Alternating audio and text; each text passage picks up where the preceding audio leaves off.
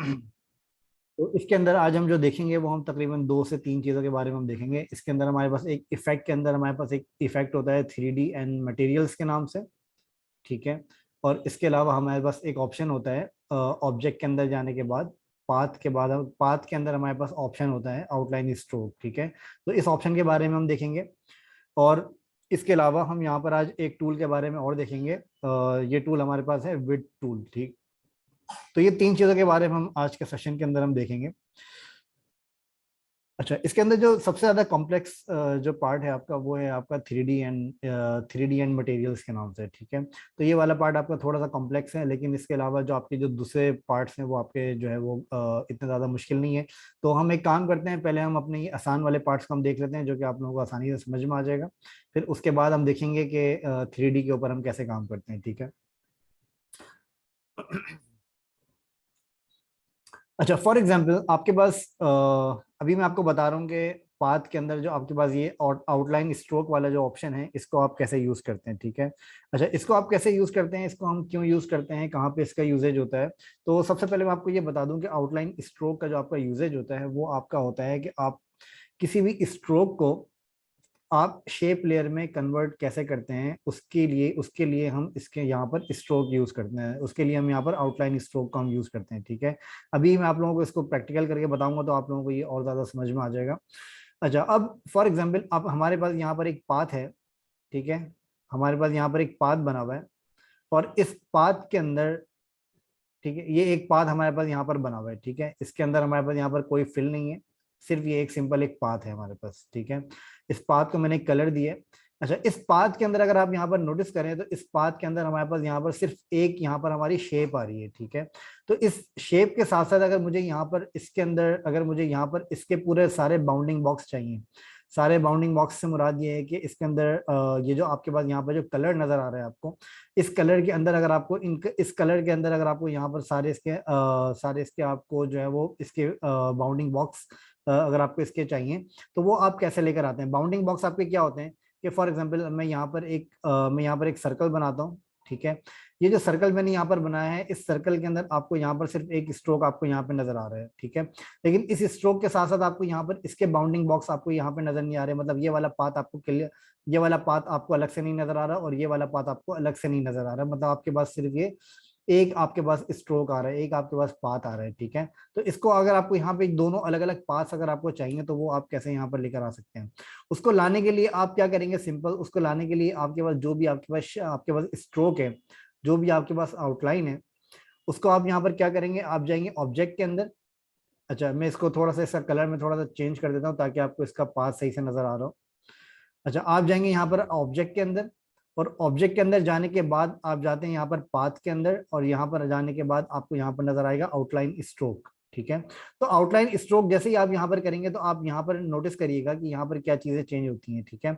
जैसे ही मैं यहाँ पर आउटलाइन स्ट्रोक करता हूँ, तो आउटलाइन स्ट्रोक करने के बाद अब आपको यहाँ पर नजर आएगा कि आपकी वो सेंटर वाली लाइन आपकी जो है वो डिलीट हो गई, और इसके साथ साथ आपके अब यहाँ पर आपके पास जो भी आपके पास शेप आ रहा है, वो शेप आपके पास यहाँ पर प्रॉपरली अब आपके पास यहाँ पर उस पूरे स्ट्रोक के अंदर आ रहा है, ठीक है। तो पहले यहाँ पर क्या हो रहा था कि पहले यहाँ पर सिर्फ एक आपके पास आउटलाइन यहाँ पर आ रही थी, और उसके हिसाब से आपने यहाँ पर आपका यहाँ पर स्ट्रोक आ रहा था, लेकिन अब यहाँ पर आपके पास पूरी शेप आ रही है, जिसको आप जैसे चाहें आप यहाँ पर आप मॉडिफाई कर सकते हैं, ठीक है। तो ये इसका मेन एक्चुअली डिफरेंस होता है। अब इसके अंदर फॉर एग्जाम्पल अगर आपको इस पाथ के अंदर अगर आपको चेंज करना है, तो आप इस तरीके से आप इस पाथ के अंदर अब आप यहाँ पर आसानी से आप चेंज कर सकते हैं, ठीक है। तो लेकिन अगर आप यहाँ पर नोटिस करें तो यहाँ पर आपके पास सिर्फ एक आपके पास यहाँ पर एक आउटलाइन होती थी, और इस आउटलाइन के अंदर अगर आप यहाँ पर चेंज करेंगे तो आप यहाँ पर इस स्ट्रोक को आप यहाँ पर इस तरीके से चेंज कर सकते हैं, ठीक है। लेकिन अगर आप यहाँ पर इसको आउटलाइन स्ट्रोक के अंदर अगर आप इसको कन्वर्ट करते हैं, तो आप इसको यहाँ पर इस पूरे स्ट्रोक को आप यहाँ पर इसके शेप को आप मॉडिफाई कर सकते हैं आसानी से जैसे आप चाहें।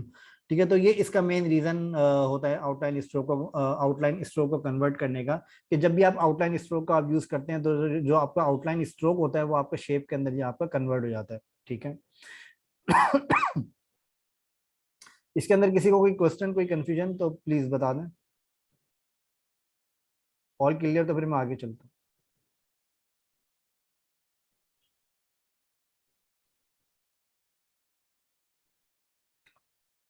ओके।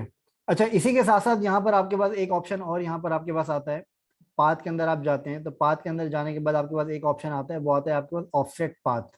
ऑफसेट पाथ का क्या मतलब होता है कि जब आप यहाँ पर इस पाथ के अंदर अगर आप इसको ऑफसेट करते हैं तो ऑफसेट का मतलब ये होता है कि ये एक और आपकी आउटलाइन यहाँ पर ये बना देता है, जिसको आप ऑफसेट आप जितना चाहें आप यहाँ से कर सकते हैं। ठीक है, मैंने यहाँ पे 10 किया हुआ है, आप इसको जितना चाहें ऑफसेट आप यहाँ पर करके आप इसको अप्लाई कर सकते हैं। तो अब यहाँ पर आपके पास क्या होता है कि अब यहाँ पर आपके पास दो अलग अलग लेयर्स आपके पास यहाँ पर आ जाती हैं, जो कि आप इसको यहाँ पर आसानी से आप यूज कर सकते हैं। ठीक है, तो इस तरीके से ये आपके ऑफसेट पाथ यहाँ पर आप करते हैं। फॉर एग्जाम्पल अगर मुझे यहाँ पर इस तरह का पाथ अगर यहाँ पे क्रिएट करना है, तो इसको क्रिएट करने के लिए मुझे यहाँ पर इस पाथ को यहाँ पर कॉपी करके फिर यहाँ पर मुझे क्रिएट करना पड़ेगा। ठीक है, लेकिन ऑफसेट पाथ से आप क्या कर सकते हैं कि आप इसके ऑफसेट एरियाज के एरिया आप डिफाइन करके आप यहाँ पर इस पाथ के एक और कॉपी आप बना सकते हैं, जिसको आप यहाँ पर ऑफसेट कर सकते हैं।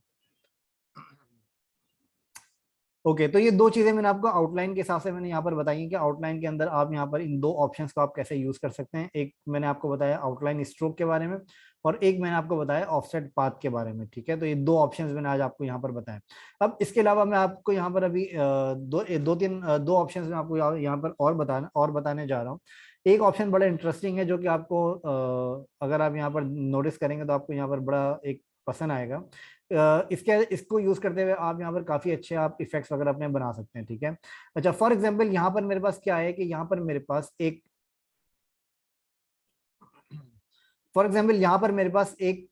सर्कल है। ठीक है, अब ये जो सर्कल मेरे पास यहाँ पर आ रहा है, इस सर्कल से मैं क्या करता हूँ, इस सर्कल से सबसे पहले मैं यहाँ पर फिल इसका रिमूव करके और इसके जो आउटलाइन स्ट्रोक है वो मैं यहाँ पर इसके अप्लाई कर देता हूँ। ठीक है, और आउटलाइन स्ट्रोक अप्लाई करने के बाद यहाँ से मैं इसका थोड़ा सा स्ट्रोक का साइज में यहाँ से इसका बढ़ा देता हूँ। ठीक है, तो ये मेरे पास एक सिंपल सर्कल है। इस सर्कल के अंदर मुझे क्या करना है कि इस सर्कल के अंदर मुझे इसका शेप में मुझे कुछ चेंजेस करनी है। चेंजेस मैं कैसे अप्लाई कर सकता हूँ, फॉर एग्जाम्पल यहाँ पर मेरे पास एक पाथ है।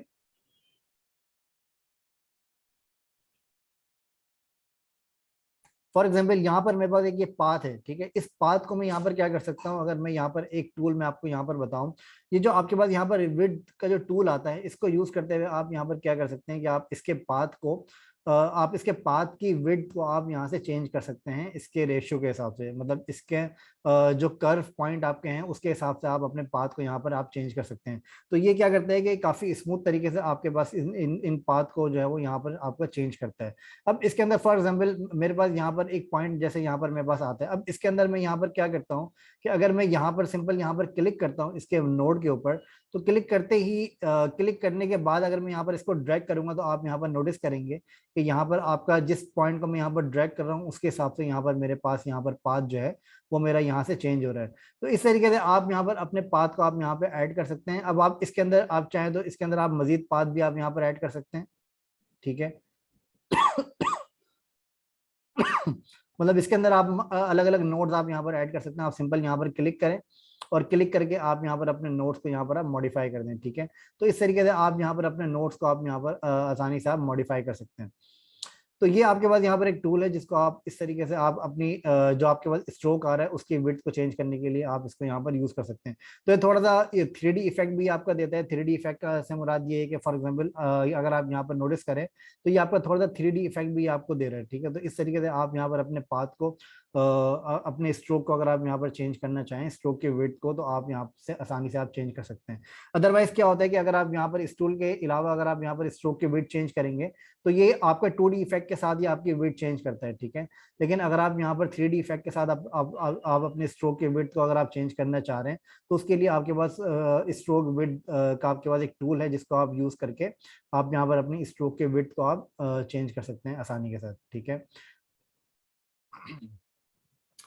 ओके, इसके अलावा अच्छा ये दो चीजें मैंने आपको अभी बताई हैं। अब इसके अंदर अगर आप में से किसी को कोई क्वेश्चन है तो प्लीज पूछ लें। अगर सब क्लियर है तो प्लीज बता दें मुझे इसके बारे में। जी, ऑल क्लियर।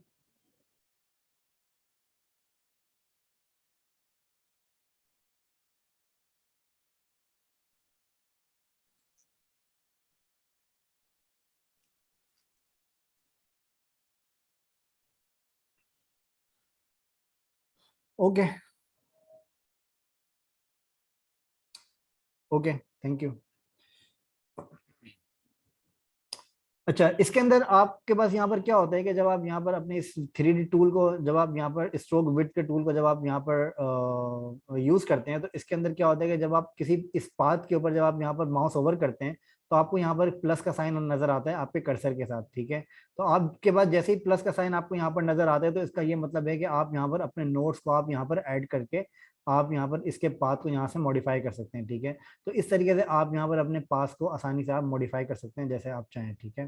तो फिर इसके बाद जब आप यहाँ पर अपने पाथ को यहाँ पर क्रिएट करते हैं, तो फिर इसके बाद आपके पास यहाँ पर ऑप्शन आता है, आपके पास यहाँ पर एक सेंटर नोड आपके पास यहाँ पर आता है, ठीक है। तो सेंटर नोड को आप पिक करके आप यहाँ पर इसकी जो डायरेक्शन है, इसकी जो मतलब इसकी जो विड्थ है, वो आप यहाँ से आप आसानी से चेंज कर सकते हैं। जो भी आप इसका जो साइड अगर आपको यहाँ से मॉडिफाई करना है, तो आप वो साइड्स को भी आप यहाँ से आसानी से मॉडिफाई कर सकते हैं, ठीक है। तो साइज को आप मॉडिफाई कर सकते हैं। फिर इसके अलावा आपको इसको कितना ज्यादा डेप्थ के अंदर रखना है, वो चीज आप यहाँ पर बता सकते हैं, ठीक है। ठीक है, तो इसको यूज करते हुए आप यहाँ पर बहुत अच्छे तरीके के आप यहाँ से आप इफेक्ट्स वगैरह आप यहाँ से क्रिएट कर सकते हैं। तो इस तरीके से आप यहाँ पर अपने पाथ को आप यहाँ पर मॉडिफाई कर सकते हैं, ठीक है। अच्छा, अब इसके बाद मैं आपको बताने वाला हूँ, अब इसके बाद मैं आपको बताने जा रहा हूँ सर इफेक्ट्स। जी बोलें, सॉरी। सॉरी सर, आपको बीच में ब्रेक करूँ सर, दोबारा बताइए सर, आज थोड़ा सेशन। जी मैं बता देता हूँ, दोबारा बता देता थैंक यू सर। हूँ। अच्छा, ये एक टूल मैं आपको यहाँ पर अभी बता रहा हूँ विड टूल के बारे में, ठीक है। विड टूल आपका क्या काम करता है कि जब विड टूल आपका जो भी आपका स्ट्रोक होता है, उस स्ट्रोक का, जी अगर उस स्ट्रोक की अगर आपको विड चेंज करनी है कर्व स्टाइल में, फॉर एग्जांपल, एक तो आपके पास विड चेंज करने का तरीका होता है कि आप यहाँ पर स्ट्रोक का साइज आप यहाँ से मॉडिफाई कर दें, ठीक है। लेकिन अगर आपको जी स्ट्रोक का, स्ट्रोक की जो विड है आपकी, वो आपको कर्व शेप के अंदर अगर आपको करनी है, तो वो करने के लिए आपके पास यहाँ पर एक टूल होता है स्ट्रोक विड टूल के नाम से, ठीक है। तो इस टूल को यूज करते हुए आप यहाँ पर क्या कर सकते हैं कि आप अपने स्ट्रोक के ऊपर, आप यहाँ पर पॉइंट्स लगाकर, या फिर एग्जिस्टिंग पॉइंट जो आपके स्ट्रोक के हैं उनको आप पिक करके आप सिंपल उसको ड्रैग करेंगे, तो ड्रैग करने के बाद आप यहाँ पर अपनी स्ट्रोक के विड्थ आप यहाँ पर ऐसे चेंज कर सकते हैं। तो जो आपके नोड्स होते हैं उनके हिसाब से आपकी विड्थ चेंज करता है। और अगर आपको कोई नोड्स यहाँ पर अगर आपको ऐड करने हैं विड्थ चेंज करने के लिए, तो वो नोड्स भी आप यहाँ पर अपने स्ट्रोक के ऊपर क्लिक करने के बाद आप यहाँ पर सिंपल ड्रैग करें, तो यहाँ क्लिक करने के बाद आप यहाँ पर अपने नोट्स को यहाँ पर आप ऐड कर सकते हैं, ठीक है। तो इस तरीके से आप यहाँ पर अपने नोट्स को आप यहाँ पर ऐड करके आप मल्टीपल टाइप के विड्स आप यहाँ पर आप अप्लाई कर सकते हैं, ठीक है। तो जब आप यहाँ पर नोट्स को ऐड करते हैं, तो ये आपको एक सेंटर पॉइंट ये आपको देता है। तो ये सेंटर पॉइंट आपका क्या काम करता है एक्चुअली, ये सेंटर पॉइंट आपकी डेप्थ को देखता है कि डेप्थ आपको इसकी कितनी रखनी है, ठीक है। तो इसके हिसाब से आप यहाँ पर अपनी डेप्थ आप यहाँ पर मॉडिफाई करते हैं कि जो भी आपको, जितनी भी आपको डेप्थ यहाँ पर रखनी है, उसको आप यहाँ पर यहाँ से आप आसानी से आप पिक कर सकते हैं, ठीक है। फिर इसके बाद भी अगर आपको यहाँ पर इसकी स्ट्रोक की विड्थ वगैरह अगर आपको चेंज करनी है, तो वो आप यहाँ से इजीली आप यहाँ से कर सकते हैं, ठीक है। ये क्लियर है? इसके अंदर कोई क्वेश्चन? Okay, thank you. अच्छा, फिर इसके अलावा, अच्छा आई होप कि ये आप लोगों को क्लियर होगा। मैं आपको अब थोड़ा सा 3D की तरफ में लेके जा रहा हूँ। थोड़ा सा मैं आपको 3D के बारे में आपको बताता हूँ कि 3D आप इफेक्ट्स आप कैसे क्रिएट करते हैं। अच्छा, अब इसके अंदर मैं आपको इफेक्ट्स के अंदर जाता हूँ, और इफेक्ट्स के अंदर जाने के बाद सबसे पहले मैं क्या करता हूँ, मैं यहाँ पर एक सिंपल एक रेक्टेंगल में यहाँ पर बना देता हूँ अपना, ठीक है। एक सिंपल मैंने यहाँ पर एक रेक्टेंगल बनाया है, और इस रेक्टेंगल के अंदर मैंने यहाँ पर इसका स्ट्रोक जो है, इस रेक्टेंगल के अंदर मैंने इसका फिल जो है वो मैंने ऑरेंज किया है। और ऑरेंज फिल के साथ साथ जो इसका स्ट्रोक है, स्ट्रोक को भी मैं यहाँ पर डिफाइन कर देता हूँ। For example, light orange colour का मैंने यहाँ पर इसका स्ट्रोक यहाँ पर रखा है, ठीक है। अच्छा, अच्छा, अब आपको यहाँ पर एक रेक्टेंगल आपको यहाँ पर नजर आ रहा है। इस रेक्टेंगल के अंदर आपको क्या करना है कि इस रेक्टेंगल के अंदर आपको यहाँ पर इसके ऊपर आपको 3D इफेक्ट आपको अप्लाई करना है, ठीक है। तो 3D इफेक्ट यहाँ पर आपको अप्लाई करने के लिए आपको क्या करना पड़ेगा, आप यहाँ पर जाएंगे इफेक्ट्स के अंदर, और इफेक्ट्स के अंदर जाने के बाद आपके पास यहाँ पर एक ऑप्शन आता है 3D एंड मटेरियल्स के नाम से, ठीक है। तो 3D एंड मटेरियल्स के अंदर आप यहाँ पे किसी भी ऑप्शन को आप यहाँ से आप चूज कर लें। तो चूज करने के बाद आपके पास यहाँ पर एक विंडो आपके पास यहाँ पर ओपन होगी। जैसे ही आपके पास यहाँ पर एक विंडो आपके पास यहाँ पर जैसे ही ओपन होगी तो ये आपके पास एक इफेक्ट यहाँ पर आपको अप्लाई करके दे देगा। इफेक्ट आपका जो आपके पास यहाँ पर अब इफेक्ट आता है वो इफेक्ट आपके पास यहाँ पर बाय डिफॉल्ट अप्लाई हुआ है एक्सट्रूड करके, ठीक है। इसके अलावा आपके पास यहाँ पर 4 ऑप्शन आपके पास, सबसे पहले यहाँ पर 3 ऑप्शन आपके पास आते हैं। एक आता है आपके पास ऑब्जेक्ट का, एक आता है आपके पास मटेरियल्स का, और एक ऑप्शन आपके पास आता है लाइटिंग का, ठीक है। तो ऑब्जेक्ट के ऑप्शन के अंदर आपके पास क्या होता है, ऑब्जेक्ट के ऑप्शन के अंदर आपके पास होता है कि आप इस ऑब्जेक्ट की आप टाइप क्या रखना चाह रहे हैं 3D की, ठीक है। 3D के अंदर हमारे पास 4 तरह की टाइप्स होती हैं। एक होती है हमारे पास प्लेन 3D। प्लेन 3D के अंदर आपके पास यहाँ पर सिर्फ ये आपकी 2D शेप के अंदर ही आपको 2D शेप के अंदर मतलब 2 डायरेक्शन ये आपको जो है वो चीजें दिखा रहा होता है, मतलब आपकी प्लेन आपकी 3D इफेक्ट यहाँ पर क्रिएट कर रहा होता है, ठीक है। अगर आप इसको एक्सट्रूड करते हैं तो एक्सट्रूड करने के बाद ये आपकी 3D शेप प्रॉपरली आपको ये दिखा रहा होता है, जिसके ऊपर अगर आप यहाँ पर, अच्छा इन ऑप्शंस को अभी फिलहाल इग्नोर करिएगा, मैं आपको इसके बारे में बताता हूँ, ठीक है। तो ये जो ऑप्शंस आपको यहाँ पर नजर आ रहे हैं सेंटर के अंदर, फिलहाल मैं आपको अभी इन ऑप्शंस के बारे में आपको बता रहा हूँ।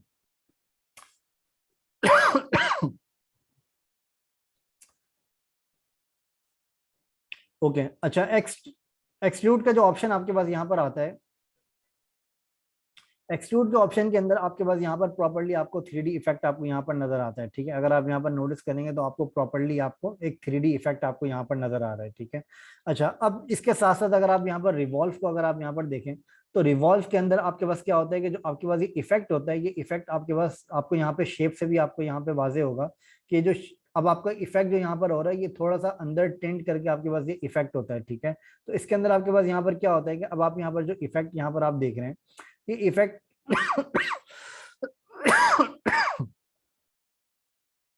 अच्छा अब ये जो इफेक्ट आप यहाँ पर देख रहे हैं ये थोड़ा सा आपका टेंड करके इफेक्ट आपके पास यहाँ पर ये विजिबल आपके पास हो रहा होता है, ठीक है। तो इसके अंदर आप यहाँ पे इसकी चेंजेस भी आप यहाँ से आप इसकी चेक कर सकते हैं। आपको जो भी इसका आपको एंगल वगैरह आपको इसका रखना है वो एंगल आप यहाँ पे डिफाइन कर सकते हैं, ठीक है। ये एंगल डिफाइन करने के बाद आप यहाँ पर अगर देखेंगे तो यहाँ पर आपके पास इसकी जो ऑफसेट है वो भी आपके आपके पास यहाँ पर आप मैनेज कर रहे होते हैं, ठीक है।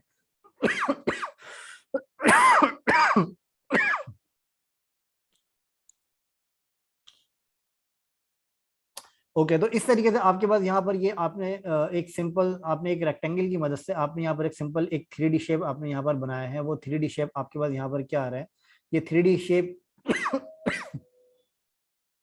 ये 3D शेप आपके पास एक रिवॉल्व टाइप का एक 3D शेप आपके पास यहाँ पर आ रहा है जो कि आपका थोड़ा सा राउंडेड शेप में, ठीक है। अगर आप राउंडेड शेप में जा रहे हैं तो आप यहाँ पर रिवॉल्व आप सिलेक्ट कर सकते हैं। अगर आपको प्रॉपरली सिर्फ 3D शेप अगर आपको चाहिए, राउंडेड शेप आपको नहीं चाहिए, तो आप यहाँ पर एक्सट्रूड आप कर सकते हैं।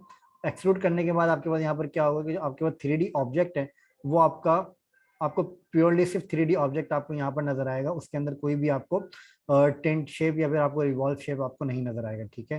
तो ये जो आपके पास यहाँ पर जो ये राउंडेड आ रहा है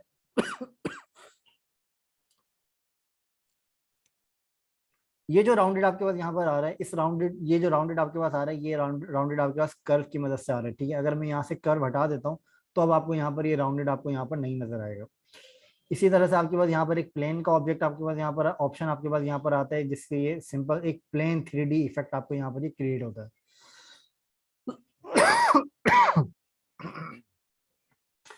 फिर इसके अलावा आपके पास यहाँ पर एक ऑप्शन होता है इन्फ्लेट का, ठीक है।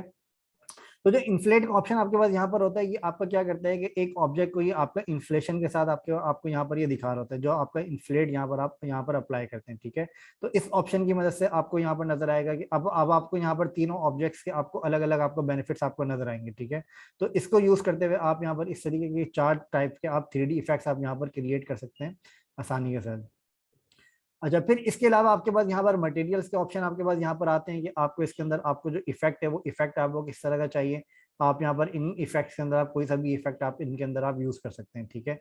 अगर आपको इनके अंदर से कोई सी भी इफेक्ट यूज नहीं करना तो आप इसको डिफॉल्ट रहने दें। तो जो भी आप कलर्स आप यहाँ पर डिसाइड करेंगे उन कलर्स के हिसाब से आपके पास यहाँ पर इसके जो इफेक्ट्स है वो यहाँ पर आपके क्रिएट हो रहे होंगे, ठीक है। तो इस तरीके से आप यहाँ पर अपने इफेक्ट्स के अंदर आप यहाँ पर चेंजेस कर सकते हैं आसानी के साथ। अच्छा इसके अलावा आपके पास यहाँ पर ग्राफिक्स भी आती हैं। फॉर एग्जाम्पल अगर आप यहाँ पर ग्राफिक्स आप यहाँ पर कोई अप्लाई करना चाह रहे हैं तो आप यहाँ पर ग्राफिक्स भी आप अप्लाई कर सकते हैं, लेकिन फिलहाल फिलहाल आप यहाँ पर ग्राफिक्स को आप यहाँ पर इग्नोर कर सकते हैं, क्योंकि ग्राफिक्स आपका जो है वो थोड़ा सा मतलब ग्राफिक्स को भी आप यहाँ पर देख सकते हैं, लेकिन ग्राफिक्स को यूज करते हुए आप मतलब ग्राफिक्स के ऊपर आप सेकंड मतलब सेकंड स्टेप में आप इसके ऊपर फोकस करिएगा। लेकिन फिलहाल आप जो है वो इसकी प्रॉपर तरीके से आप प्रैक्टिस करें ताकि आप इसको सही तरीके से आप यूज कर सकें।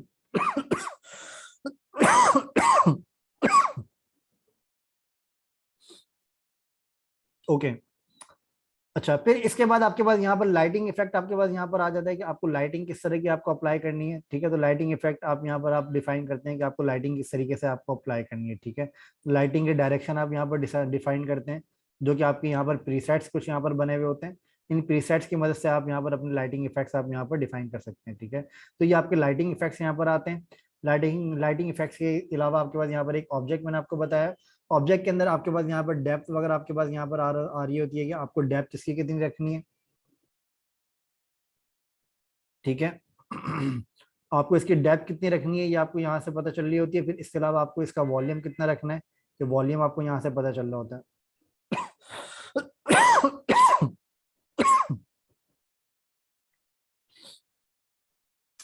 ओके ठीक है, तो ये मैंने आपको थ्री डी इफेक्ट्स के बारे में मैंने आपको अभी यहाँ पर बताया है। ये थ्री डी इफेक्ट्स हमने यहाँ पर क्रिएट किया है सिंपल एक रेक्टेंगल की मदद से। ठीक है, तो अभी आप अगर यहाँ पर देखेंगे तो आपको ये जो थ्री डी इफेक्ट हमने यहाँ पर क्रिएट किया है, ये थ्री डी इफेक्ट्स हमने सिर्फ एक रेक्टेंगल की मदद से क्रिएट किया है। और यहाँ पर हमने थोड़े से ऑब्जेक्ट्स हमने यहाँ पर अप्लाई किए, और ऑब्जेक्ट के अलावा यहाँ पर मैंने मटेरियल यहाँ पर मैंने आपको बताया कि मटेरियल को आप कैसे यूज कर सकते हैं। इसके अंदर आप यहाँ पर पैटर्न्स को आप कैसे अप्लाई कर सकते हैं। ठीक है, तो ये सारे ऑप्शंस के बारे में मैंने अभी आपको यहाँ पर बताया कि आप इनको किस तरीके से आप यहाँ पर अप्लाई कर सकते हैं थ्री डी इफेक्ट्स को। वैसे थ्री डी के जो प्रॉपर्ली आपके पास जो सॉफ्टवेयर होते हैं वो आपके पास थ्री डी मैक्स और इसके अलावा माया और इसके अलावा आफ्टर इफेक्ट्स भी आपका टू डी सॉफ्टवेयर है। वैसे after effects three D software नहीं है। तो इसके अलावा आपके पास जो थ्री डी सॉफ्टवेयर होते हैं वो आपके पास थ्री डी मैक्स और माया टाइप के सॉफ्टवेयर जो है वो आपके पास थ्री डी और करेक्टर एनिमेशन के लिए यूज होते हैं। ठीक है, लेकिन यहाँ पर जो मैंने आपको वेक्टर बेस्ड जो मैंने आपको थ्री डी के बारे में आपको बता रहा हूँ, तो वो आप यहाँ पर आसानी से आप क्रिएट कर सकते हैं। ठीक है, इसके अंदर कोई क्वेश्चन आप में से किसी का तो प्लीज पूछ लें।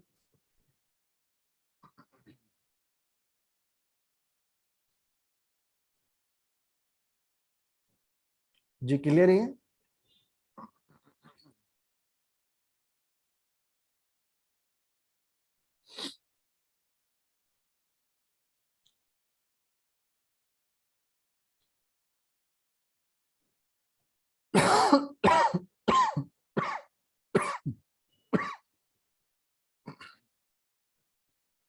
जी क्लियर है, इसके अंदर किसी को कोई क्वेश्चन तो नहीं है इसके अंदर, या फिर इसके अलावा जो मैंने आपको दो तीन शेप्स मैंने आपको बताए हैं, दो तीन ऑप्शन जो मैंने आपको बताए हैं, उसके अंदर तो कोई क्वेश्चन नहीं है आप में से किसी का।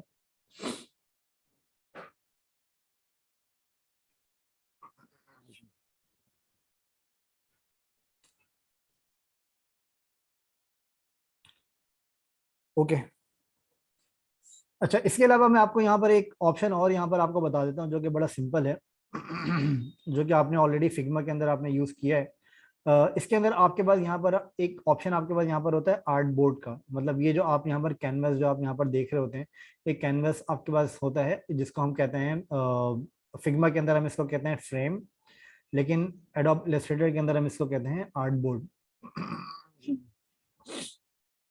ठीक है, तो आर्ट बोर्ड का जो ऑप्शन आपके पास यहाँ पर होता है, जो फिग्मा के अंदर हमारे पास एक टूल था फ्रेम्स के नाम से, लेकिन एडोब इलस्ट्रेटर के अंदर हमारे पास एक टूल होता है आर्ट बोर्ड के नाम से। ठीक है, इसकी जो शॉर्ट की होती है वो होती है आपके पास शिफ्ट ओ। ठीक है, शिफ्ट ओ जैसे ही आप प्रेस करते हैं तो उसके अंदर आपके पास यहाँ पर एक आर्ट बोर्ड आपका यहाँ पर सिलेक्ट हो जाता है। और इस आर्ट बोर्ड को अगर आप यहाँ पर देखें तो यहाँ पर आपके पास यहाँ पर एक आर्ट बोर्ड के आपके पास यहाँ पर एक नीचे लिस्ट भी आपको यहाँ पर नजर आ रही होती है। ठीक है, आप यहाँ पर देखें तो आपके पास यहाँ पर एक वन आपको यहाँ पर एक नजर आ रहा है।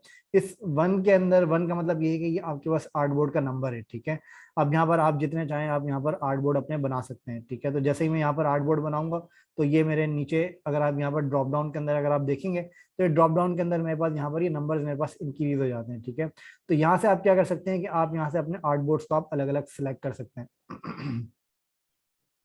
तो जिस आर्ट बोर्ड को भी आप यहाँ पर देखना चाह रहे हैं वो आप यहाँ पे अलग अलग सिलेक्ट कर सकते हैं। तो जैसे कि मैंने यहाँ पर अपने पास आर्ट बोर्ड के टूल को मैंने यहाँ पर सिलेक्ट किया हुआ है, तो जैसे ही मैं यहाँ पर आर्ट बोर्ड को जैसे ही मैं यहाँ पर इसको मूव करना चाहूँ तो मैं यहाँ पर आर्टबोर्ड टूल की मदद से मैं इसको यहाँ से आसानी से मूव कर सकता हूँ, ठीक है।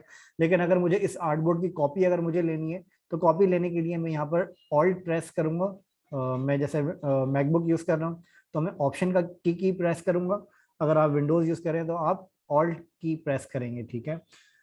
अच्छा, ऑल्ट प्रेस करने के बाद आप यहाँ पर क्लिक करें, क्लिक करने के बाद आप इसको ड्रैग करें तो इसकी मदद से आपके पास यहाँ पर आर्टबोर्ड की कॉपी आ जाती है, ठीक है। अच्छा, लेकिन अगर आपके पास यहाँ पर कोई आर्टबोर्ड के अंदर अगर आपके पास यहाँ पर कोई लेयर्स वगैरह अगर बनी हुई है तो ये क्या करता है कि आपके पास यहाँ पर अगर आप आर्टबोर्ड की अगर आप कॉपी करेंगे तो आर्टबोर्ड के साथ साथ ये आपकी पूरी लेयर्स की भी आप कॉपी कर देता है, ठीक है। तो ये अपने जहन में रखिएगा कि आर्टबोर्ड के अंदर की जो जब भी आप कॉपी करेंगे तो ये आपकी ये पूरी सारी लेयर्स को आपकी यहाँ पर ये कॉपी करके दे देता है आपको।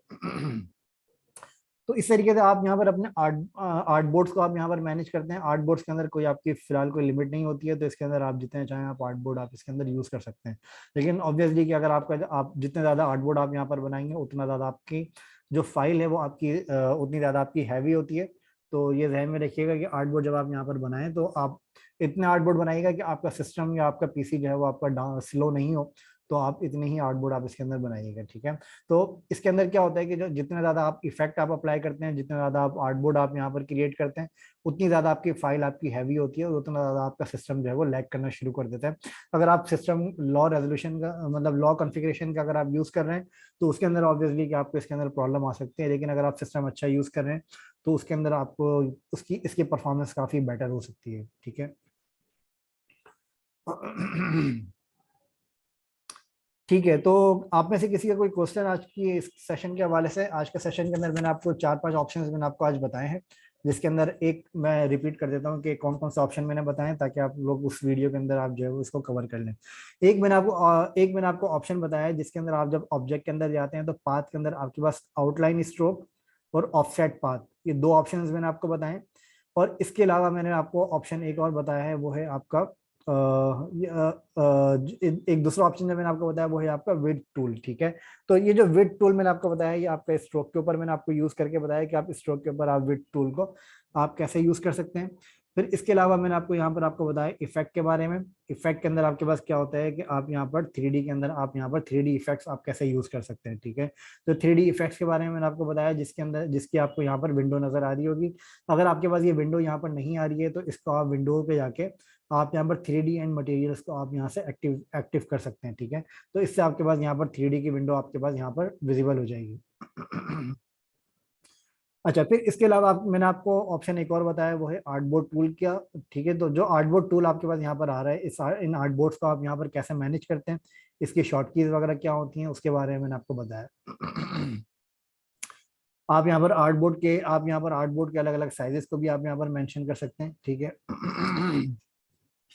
तो जैसे कि मैंने यहाँ पर आर्टबोर्ड का टूल सेलेक्ट किया हुआ है तो यहाँ पर आपको आर्टबोर्ड के मल्टीपल ऑप्शंस आपको यहाँ पर नजर आ रहे हैं, ठीक है। अब इसके अंदर आप आर्टबोर्ड को यहाँ पर पोर्ट्रेट और लैंडस्केप में आप यहाँ पे चेंज कर सकते हैं। आर्टबोर्ड के अंदर अगर आपको यहाँ पर कोई स्पेसिफिक आर्टबोर्ड अगर आपको चाहिए तो वो भी आप यहाँ से आप अप्लाई कर सकते हैं, ठीक है। तो ये जो आर्टबोर्ड आपके पास यहाँ पर आ रहे हैं आप आसानी से आप यहाँ पर प्री डिफाइंड साइजेस के अंदर से आप यहाँ पे अपने आर्टबोर्ड क्रिएट कर सकते हैं। फिर इसके अलावा आपके पास यहाँ पर आर्टबोर्ड के नाम का भी ऑप्शन आपके पास यहाँ पर आता है कि आर्टबोर्ड का नाम जो है आपको वो कैसे रखना है। फिर इसके अलावा आपके पास यहाँ पर आर्टबोर्ड के स्केल का भी ऑप्शन यहाँ पर आपके पास आता है कि आर्टबोर्ड को आप कैसे स्केल करते हैं, ठीक है। ओके, ठीक है। तो किसी आई होप कि किसी को कोई क्वेश्चन नहीं है, अगर कोई क्वेश्चन है तो प्लीज पूछ लें।